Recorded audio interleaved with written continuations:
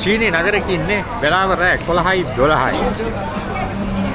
තාමත් ජනාකීර්ණයි දවල් වගේ සෙනග ඉන්නවා තාම කඩසාප්පුවේ විදියටම ඇරලා මිනිස්සු වෙළඳාම් කරනවා ජනතාව මේ යනවා වඩු මුට්ටු මිලදී ගන්නවා ආහාර ගන්නවා මේ පොඩි ළමයි සෙල්ලම් කරනවා රෑ 11යි 12යි ලං ඒ කියන්නේ රෑ 11 පහ වුණාට පස්සේ මේ වගේ තමයි චීනේ නගරයක තත්ත්වය තාම ජනාකීර්ණයි ඇතම් කඩසාප්පු නම් වහලා හැබැයි බහුතරයක් කඩසාප්පු තාම ඇරලා කඩසාප්පු වල වෙළඳාම් කටයුතු කරනවා විශේෂයෙන්ම මේ වෙලාවේ කාන්තාවන් තවමත් වෙළඳ කටයුතු වල නිරත වෙනවා. ඉතින් ලංකාවේ නම් රෑ 11 වෙනකොට මුළු රටම නිදි. නගර හැම එකක්ම කඩසාප්පු වහලා නිදි.